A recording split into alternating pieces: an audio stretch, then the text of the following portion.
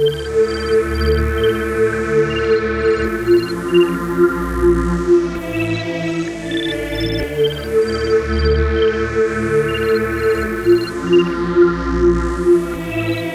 Session में मैं आपके लिए लेके आ गया हूं अब स्विच स्टेटमेंट इन सी।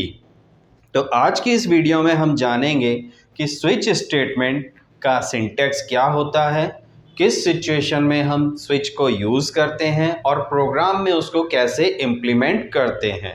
तो सबसे पहले ये जान लेते हैं कि स्विच स्टेटमेंट हम क्यों यूज़ करते हैं और कब यूज़ करते हैं। तो जैसा कि हम लोग अपने घर में इलेक्ट्रिक बोर्ड यूज़ करते हैं, उस इलेक्ट्रिक बोर्ड का क्या पर्पस होता है, उसमें हम स्विचेस क्यों लगाते हैं। तो उसमें हम स्विचेस किस लिए लगाते हैं कि अननेसेसरी हमारे जो इक्विपमेंट हैं, एलईडी बल्ब, फैन, एसी, ये हर चीज़ 24 आवर चलता ना रहे। नहीं तो अगर हम उसका डायरेक्ट कनेक्शन कर देंगे और जब भी उसमें इलेक्ट्रिक अप्लाई होगी, बिजली अप्लाई होगी, तो क्या होगा, सारे के सारे इक्विपमेंट कंटिन्यू चलेंगे भले ही उसकी ज़रूरत है या नहीं है। तो ऐसी कंडीशन में जब हमारे प्रोग्राम के अंदर हमें कोड तो सारे लिखने हो अलग अलग टाइप के और हर टाइम हर कोड की ज़रूरत ना पड़े, किसी पर्टिकुलर सिचुएशन में ही किसी पर्टिकुलर कोड की ज़रूरत पड़े और वही कोड एग्जीक्यूट हो, बाकी रेस्ट ऑफ पीछे पड़े रहें, वो एग्जीक्यूशन ना लें, उस सिचुएशन में हम क्या करते हैं, स्विच अप्लाई करते हैं। तो स्विच का जो सिंटैक्स होता है वो ये होता है कि स्विच और यहाँ पे हमारा एक्सप्रेशन आता है। तो इस एक्सप्रेशन में हम क्या चीज़ लिखते हैं, जिसके थ्रू हमें स्विच का नंबर सप्लाई करना है। ठीक, स्विच के लिए एक वैल्यू देनी है कि कौन से नंबर का स्विच ऑन हो। स्विच नंबर 1 होने पे फैन चल गया, स्विच नंबर 2 अगर ऑन है तो हमारा एलईडी बल्ब चल गया, स्विच नंबर 3 है तो हमारा एसी चल गया। इसी तरह ये हमारा स्विच है। स्विच किया हमने, एक्सप्रेशन लिखा यहाँ पे, जिस एक्सप्रेशन के थ्रू हमें चेक करना है कि हमारा स्विच कौन सा ऑन है। स्विच चेक करने के लिए हम यहाँ पे लिखते हैं केस।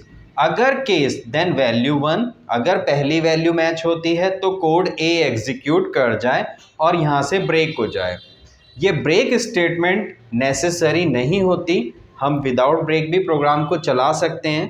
पर अगर हम ब्रेक स्टेटमेंट नहीं लगाएंगे अपने प्रोग्राम में तो क्या होगा कि जैसे ही कोई एक्सप्रेशन मैच करेगा, इसमें से केस मैच करेगा, उसके बाद के सारे कोड एग्जीक्यूट कर जाएंगे। ठीक है, तो इसलिए हम इसमें ब्रेक की पर्टिकुलर कोड चले देन ब्रेक हो जाए, आगे चेकिंग ना करे। जंप कराने के लिए हम ब्रेक स्टेटमेंट का यूज़ करते हैं।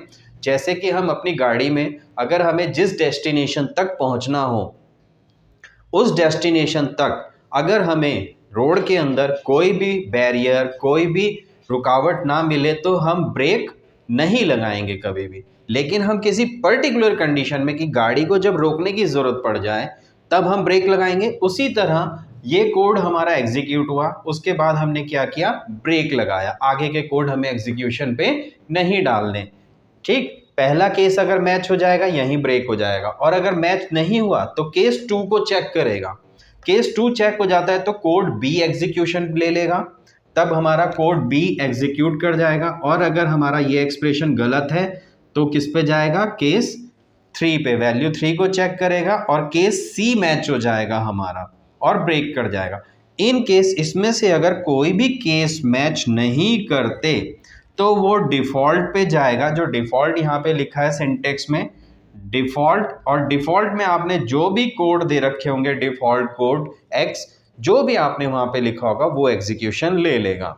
तो ये तो इसका एक सिंपल सा सिंटेक्स था। अब इस सिंटेक्स को हम अप्लाई करते हैं एक प्रोग्राम में, और इस प्रोग्राम में मैंने यूज़र से 2 नंबर एंटर करवाए हैं, नंबर ए एंड बी। ये 2 मेमोरी ब्लॉक बनाए हैं इंटीजर टाइप के, और इसमें मैंने यूज़र से वैल्यू एंटर करा ली है। लेट कि वो जो वैल्यू एंटर कराई है वो वैल्यू 10 एंड 20 यूज़र ने एंटर कर दी है। एंटर कराना आप लोग जानते हैं, प्रिंटफ स्कैनफ, है ना। उसके बाद मैंने यूज़र को एक मेन्यू डिस्प्ले करा है।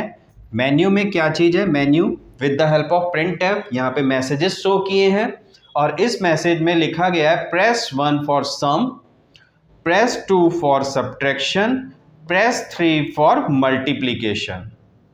And then press any number. तो यूज़र को इस मैसेज को पढ़ के कोई नंबर प्रेस करेगा, वो कुछ भी हो सकता है, और जो भी नंबर यूज़र यहाँ पे प्रेस करेगा उसको हमने CH के अंदर स्टोर कर दिया है। लेट करते हैं कि यूज़र ने जो नंबर डाला है, CH में जो नंबर आया है स्टोर होने, वो कितना आया है 2, तो उसकी वैल्यू 2 स्टोर हो गई है। अब हमने CH को जो यहाँ पे डाला है वो किस पे डाला है, अपने स्विच स्टेटमेंट में, स्विच के अंदर डाला। एक्सप्रेशन की जगह हमारा एक्सप्रेशन क्या है जिसे हमें मैच करना है, CH को, क्योंकि CH पे डिपेंड करेगा कि ऑपरेशन क्या होना है। अगर CH के अंदर 1 आता है तो हमारा ऑपरेशन क्या होना है, सम। 2 आया तो सब्ट्रैक्शन, 3 आया होगा CH में तो मल्टीप्लिकेशन। अब चेक कैसे करेंगे, स्विच में कैसे करते हैं उसे अप्लाई। तो CH को यहाँ अप्लाई कर दिया। यहाँ पे ध्यान दीजिएगा कि जो हमने चॉइस यहाँ पे डिमांड करी थी यूज़र से, की प्रेस करवाई थी, वो हमने कहाँ पे डाल दी, स्विच में। अब हम यहाँ पे आते हैं और हम चेक करते हैं कि स्विच में जो वैल्यू आई है, क्या केस 1, क्या उसमें 1 है, केस 1 मैच हो रहा है, नहीं।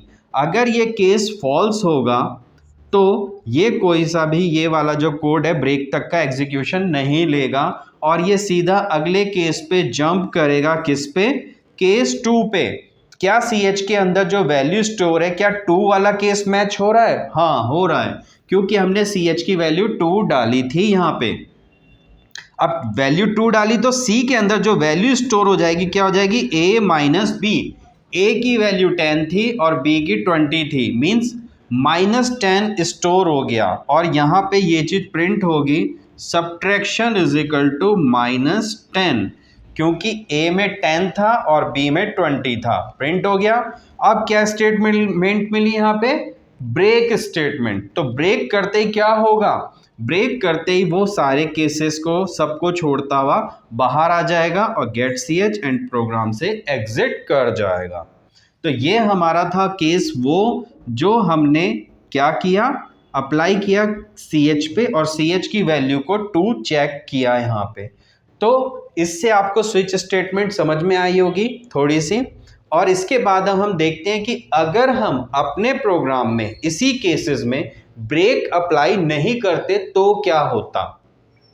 अगर हम ब्रेक अप्लाई नहीं करते, सपोज मैं इसमें से ब्रेक हटा देता हूं सब में से, तो क्या होगा, ठीक है। अब ब्रेक हटा दिया, वैल्यू सेम है कि यूजर ने जो A में वैल्यू डाली है 10 डाली है, B में 20 और CH में 2। तब क्या होगा अगर हमने ब्रेक नहीं लिखे हैं तो ब्रेक नहीं लिखे हैं तो क्या होगा, देखिए यहाँ पे कि ब्रेक ना लिखने पे सबसे पहले केस 1 मैच हुआ, ये मैच नहीं हुआ, फॉल्स, स्टेटमेंट जंप करी केस 2 पे, केस 2 हमारा मैच कर गया। अब केस 2 मैच कर गया तो क्या होगा, सब्ट्रैक्शन इज इक्वल टू -20 हो गया। अब इसने ब्रेक नहीं लिया ना, अब ब्रेक नहीं लिया तो केस 3 भी चल पड़ेगा हमारा और यहाँ पे मल्टीप्लिकेशन भी दिखा देगा, कितना, 200, ठीक है। उसके बाद डिफॉल्ट वाला ये केस भी, ये केस, मतलब जैसे ही कोई कंडीशन ट्रू होगी उसके बाद के जितनी भी स्टेटमेंट यहाँ है, जितने भी केस हैं और डिफॉल्ट केस भी है, ये सब के सब एग्जीक्यूशन ले लेंगे। ब्रेक में ये होता है, ठीक है। अब वापस आते हैं और देख लेते हैं अगला कि हमारा डिफॉल्ट कब एग्जीक्यूट होता है, जब हमने ब्रेक अप्लाई कर रखे तब। ब्रेक ना लगाने की सिचुएशन तो समझ में आ गई होगी आपको। अब हम एक ऐसा केस देख लेते हैं कि यूजर ने इसमें से कोई भी ऐसी वैल्यू नहीं डाली है जो मैच कर रही है, तब क्या होगा, तब कैसे ये चलेगा, है ना। तो उसको भी देख लेते हैं, वापस ब्रेक लगा देते हैं।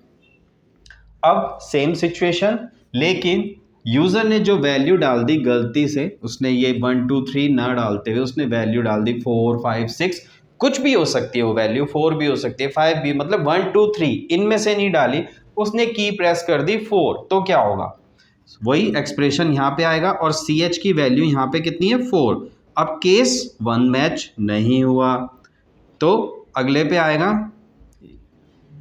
आएगा, क्या लिखेगा, केस 2 को चेक करेगा, क्या केस 2 मैच हो रहा है। अगर 2 वाला मैच हो रहा है तो क्या करेगा, सब्ट्रैक्शन करेगा, लेकिन यहाँ पे ये भी मैच नहीं हुआ क्योंकि CH के अंदर 4 है। अब इसमें से बाहर आया, अगले केस पे, केस 3 पे मैच करा, क्या केस 3 है? नहीं, ये भी फॉल्स हो गई। अब सारी कंडीशन जितनी आपने केसेस यहाँ लगाए थे, अगर ये सारे के सारे केसेस जितने भी हैं फॉल्स होते हैं, तो क्या होगा? डिफ़ॉल्ट वाला एग्जीक्यूशन ले लेगा। और डिफ़ॉल्ट में क्या मैसेज मिल जाएगा? Invalid input. तब हमारा डिफ़ॉल्ट। तो ये चीज़ आपको समझ में आई कि जब हम कोई चॉइस ऐसी डाल देते हैं जिसका हमने यहाँ पे केस नहीं लिखा है, इनमें से कोई केस मैच नहीं हो रहा है, तो हमारा डिफ़ॉल्ट वाला एग्जीक्यूशन ले लेता है और डिफ़ॉल्ट केस एग्जीक्यूट कर जाता है। ठीक है, तो ये थी हमारी स्विच स्टेटमेंट। तो मिलते हैं आपसे नेक्स्ट वीडियो में नेक्स्ट सेशन के साथ, एक और इंटरेस्टिंग टॉपिक के साथ सी लैंग्वेज के। और मैं आपका दोस्त अमित कुमार आपके लिए लाता रहूँगा कोडिंग क्लाउड पे ऐसी ही इंटरेस्टिंग वीडियो अदर लैंग्वेज से भी। एक बार सी का कोर्स कंप्लीट कर लें हम लोग, और सी के बाद आपको जावा, .NET, PHP सब पे वीडियोस मिलने वाली है। तो चैनल को सब्सक्राइब कर लीजिए। कंप्लीट सॉफ्टवेयर इंजीनियर बनना है तो इस चैनल पे बने रहिए, वीडियो को देखिए, वीडियो को शेयर कीजिए अपने दोस्तों के साथ। और मिलते हैं आपसे नेक्स्ट सेशन में, तब तक के लिए गुड बाय।